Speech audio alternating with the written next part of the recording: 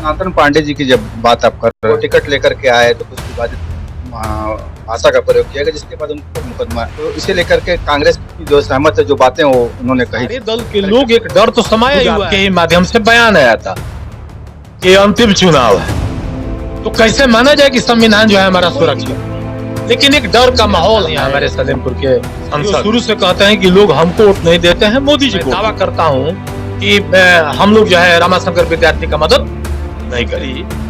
जो अमेठी से है, क्या वो मंगलसूत्र की रक्षा? प्रधानमंत्री जी बनारस में चुनाव हारने जा रहे हैं। तो ये भी कह रही है कि कांग्रेस भी अपना रिजल्ट देख चुकी है, तभी तो जो है राहुल गांधी को रायबरेली ले गए है। बीएसपी जो कितना नुकसान पहुंचाते हुए आपको दिख रही है इंडिया गठबंधन को। यहाँ के प्रत्याशी लोकसभा का शाम को कैसे बेचारा ठीक रहता है, नहीं रहता है, आपसे कहीं।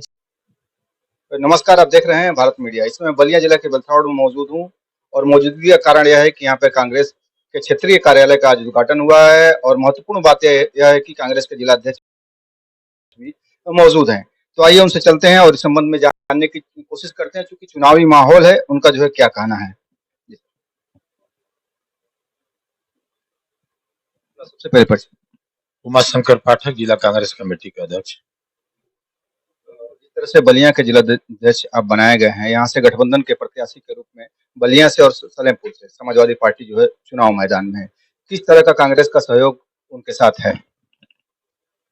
अब यहाँ आपको देखने से ही प्रतीत होता होगा कि कांग्रेस के लोग जो है इंडिया गठबंधन को जिताने के लिए बड़े जोश खरोशों से, जब से प्रत्याशी आए उसके पहले से अपना संगठन के माध्यम से अपना बीएलए बना करके सारे गांव सभा में अपने अपने कार्यक्रमों में सारे लोग लग चुके हैं। सपा और कांग्रेस के जो कार्यकर्ताओं में आपसी सामंजस्य आप मान रहे हैं कि पूरी तरह से ठीक है जिले में? बिल्कुल। आप देखे होंगे कि परसों प्रेस वार्ता था और कांग्रेस कार्यालय में ही था। सपा के जिला अध्यक्ष है, सपा ही नहीं लीजिए, आम आदमी पार्टी ले लिए, माले ले लिए, वीआईपी पार्टी, तमाम सारे पार्टियों के अध्यक्ष हमारे कांग्रेस कार्यालय में आकर के प्रेस वार्ता किए। ये सबसे बड़ी बात है जुटता की। और इंडिया गठबंधन का जो धर्म पालन हुआ है वो हमारे कांग्रेस कार्यालय में आकर के सारे लोग जुटे थे और सारे लोग एक मुश्त से सनातन पांडे जी को जिताने के लिए अपना समर्थन दिए। तो सनातन पांडे जी की जब बात आप कर रहे हैं तो जी सपा उम्मीदवार गठबंधन के प्रत्याशी हैं, तो दूसरी बार जो चुनाव मैदान में है, जब वो टिकट लेकर के आए तो कुछ विवादित भाषा का प्रयोग किया गया, जिसके बाद उन पर मुकदमा लिखा गया है। तो इसे लेकर के कांग्रेस की जो सहमत है, जो बातें वो उन्होंने कही थी कलेक्टर को लेकर। अपनी अपनी सोच होता है। जिस तरह से पिछले बार सनातन पांडे जी को सरकार जो है उनके द्वारा, उनके जो अधिकारियों द्वारा जो बात उनसे हुआ उस समय, जो हम लोग भी देखे कि गिनती के पहले उनको बाहर निकाल दिया गया और बेचारे रोड पर आकर के धरना प्रदर्शन कर रहे हैं, तो ये तो बहुत बड़ी अन्याय है। उस अन्याय के खिलाफ उन्होंने कहा अब करो और मरो का नारा दिए कि इस समय या तो गिनती सही सलामत ठीक होगा और नहीं तो मेरे लाश ही वहां से निकलेगी। ये कोई गलत बात नहीं है।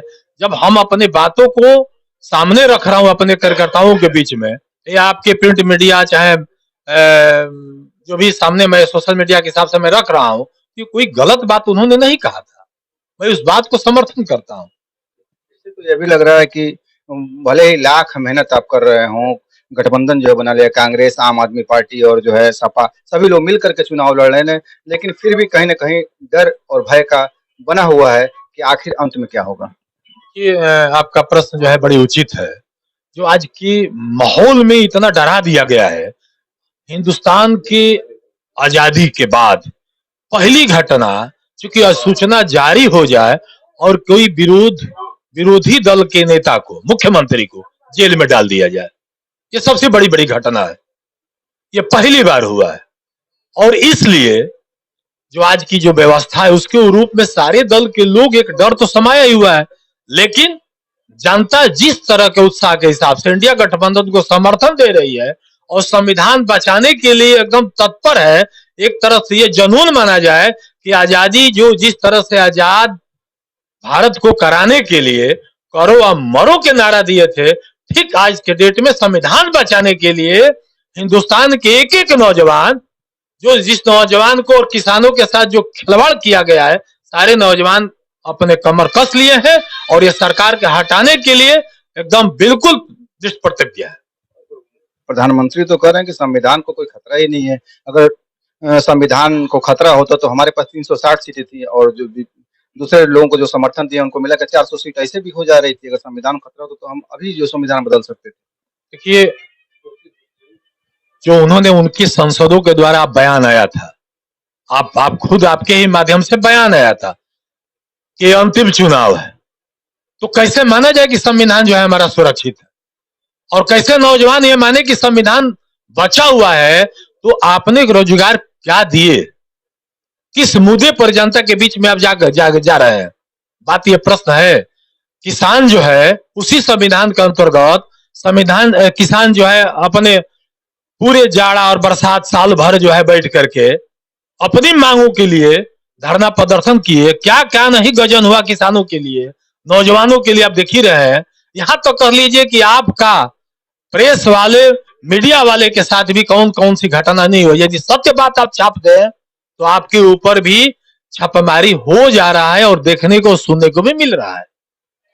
तो आप लोग तो बधाई के पात्र हैं कि दूध का दूध और पानी के पानी आप लोग छाप ही रहे हैं, इसमें कोई दिक्कत नहीं है। लेकिन एक डर का माहौल है, ये मैं मानता हूं, और निश्चित ये डर समाप्त हो जाएगा। 4 जून के गिनती के बाद आप देखेंगे कि सारे लोग अपने मन में खुशहाली लेकर के एक स्वतंत्र रूप में उनके मन में जो डर है भाव समाप्त हो जाएगा। स्थानीय मुद्दे पे आते हैं। आप आज बेलथाड़ में मौजूद हैं। सलोनपुर लोकसभा ये पड़ती है। आपने जो है अपने यहाँ के पदाधिकारियों से जो है वार्ता की होगी। कौन कौन सी समस्याएं आपको नजर आई और उसके लिए जो है क्या प्रबंध होगा? किस तरह का जो आश्वासन जनता को आप देना चाहेंगे? देखिए, आपके माध्यम से मैं बताना चाहना होगा कि माननीय जो यहाँ के स्थानीय हमारे सलेमपुर के सांसद है भाई, वो शुरू से कहते हैं कि लोग हमको वोट नहीं देते हैं, मोदी जी को वोट देते हैं। तो एक तो समस्या यही है कि हम संसद कैसा चुनते हैं, ये बड़ी बात। यदि हमारा नेता ही ठीक न हो, और नेता जब ठीक न हो तो मैं मानता हूं कि हमारे क्षेत्र का विकास नहीं हो सकता है।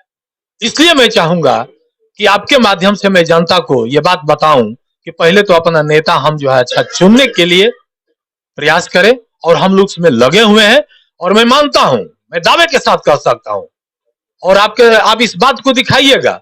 एक तरफ माननीय यहाँ का संसद जो है उनको मंच लगा दिया जाए, और एक तरफ विपक्ष का इंडिया गठबंधन को रामाशंकर विद्यार्थी को लगा दिया जाए, और दोनों को कोई विषय दे दिया जाए, और रामाशंकर विद्यार्थी यदि विषय को निरस्ता हो जाए, अस्थायी न रख दे, तो मैं दावा करता हूं कि हम लोग जो है रामाशंकर विद्यार्थी का मदद नहीं करेंगे। ये मेरी दावा है। मैं जानता हूं कि दोनों को मंच लगा दीजिए और रामाशंकर विद्यार्थी उसमें हो वो विषय दे दीजिए, और न सफल हो जाए तो फिर जो कहेंगे मान लीजिए आपके न्याय जो पत्र है 1 लाख जो है सालाना बेरोजगारों के लिए है, और प्लस जो है 8,500 रुपया महिलाओं के लिए है। तो उस पर जो है मोदी जी कहीं न कहीं कटाक्ष करते हुए दिख रहे हैं अपनी सभाओं में या मीडिया के सामने आकर भी उन्होंने जो बयान दिया है कि कैसे जो है कांग्रेस पे भरोसा करें, की गारंटी है।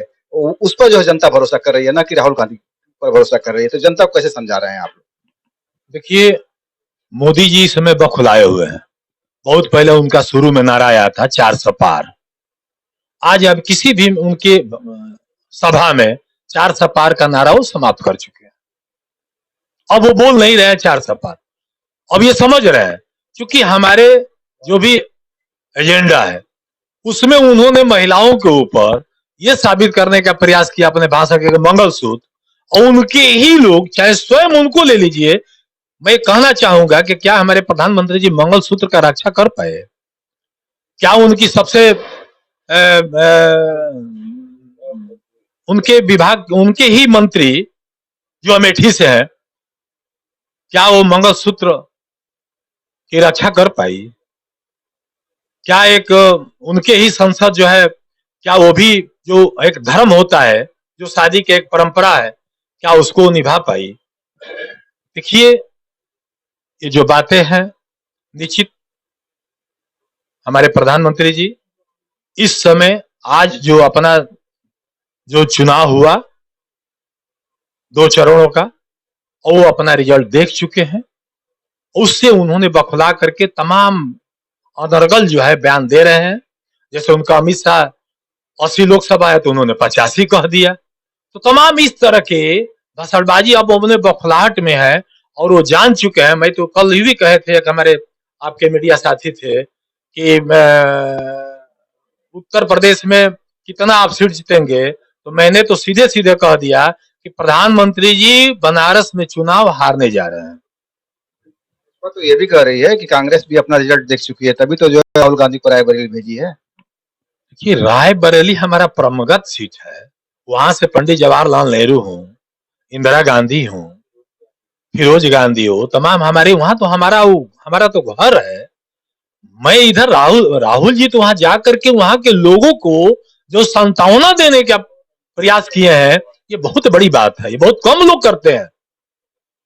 ये राहुल जी का जितना बड़कपन कहा जाए, जितनी बड़ी सोच कहा जाए, उन्होंने जो वहां का स्थानीय लोगों को, अपने रायबरेली के लोगों को बीच में जाकर के, जो उनकी अपनी, जो कहा जाता है कि रायबरेली और अमेठी उनका सीट है, तो उन्होंने वहां जाकर के लोगों को जो एक सांत्वना देने का काम किया है।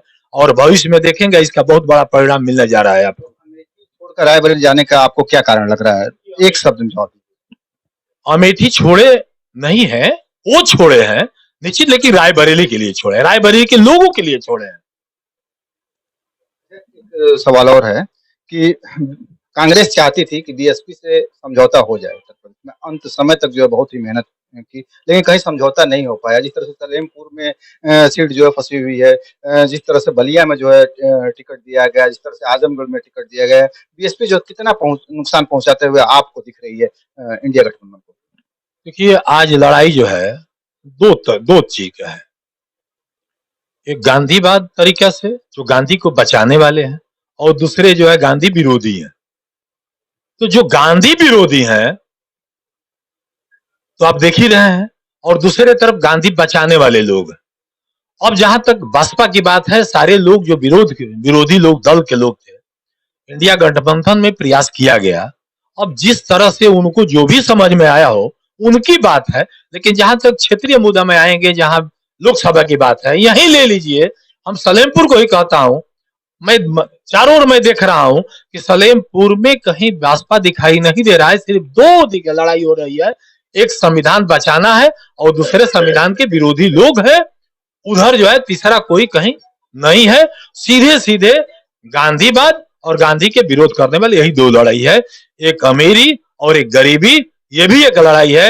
एक दूसरा पहलू, तीसरा पहलू है कि माननीय प्रधानमंत्री जी, अभी आप देखे होंगे, अभी आया था माननीय एच.डी. देवगौड़ा के नाती जो है, 3000 सेक्स रैकेट जो है उनके आया, उनके प्रचार करने के लिए हमारे प्रधानमंत्री गए उस मंच पर, और बेचारे जो है विदेश भाग गया। प्रधानमंत्री जी को इस खबर भी नहीं आया।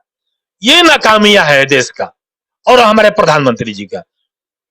और उनके जो भी सहयोगी, अब यहां ले लीजिए सलेमपुर में, वहां भी आ सकते हैं। और जो बेचारा स्वयं जो है हमारा यहाँ के प्रत्याशी लोकसभा का, शाम को कैसे बेचारा ठीक रहता है नहीं रहता है, आपसे कहीं छिपा भी नहीं है। तो ऐसे लोगों को बीच में, ऐसे जो प्रत्याशी हमारे जाएंगे, तो देश का, हमारा क्षेत्र का कैसे विकास होगा, ये भगवान ही गणिवान है।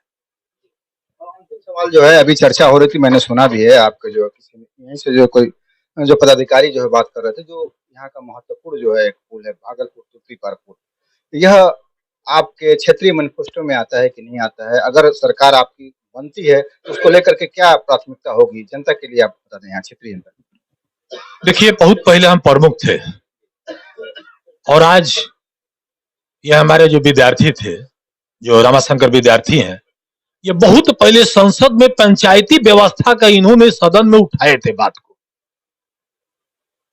रामाशंकर विद्यार्थी यदि लोकसभा का चुनाव जीतते हैं तो मेरा दावा है कि इस क्षेत्र का विकास के लिए, तुर्तीपाल हो चाहे जो भी क्षेत्रीय का पुल जो है, विगत जो है विकास के गति आने जाने में, बिहार से जोड़ने में जो भी रुकावट है, उनकी पहली प्राथमिकता होगी उनको बनाने का और उसका विकल्प ढूंढने का। धन्यवाद आपका भारत मीडिया से बात। धन्यवाद। तो यह कांग्रेस के जिला अध्यक्ष थे, जिनके द्वारा जो है जो भी इंडिया गठबंधन के प्रत्याशी हैं उनको लेकर के आज यहाँ पे एक कार्यालय खोला गया है और इस कार्यालय के माध्यम से उनकी जो है मदद की जाएगी और उन्हें जो कुछ भी समस्याएं हैं जनता की, उनके अगर प्रत्याशी जो है चुनाव जीतते हैं तो वह जरूर दूर होगी। भागलपुर तुर्तीपार पुल जो कि महत्वपूर्ण पुल है, जिसका आवागमन वर्षों से जो है बंद है, प्रभावित है, वह भी उनकी पहली प्राथमिकता होगी, जैसा कि उनके द्वारा जो है बताया गया। भारत मीडिया के लिए ओपी सिंह के साथ शब्बीर अहमद की रिपोर्ट। बने रहे भारत मीडिया।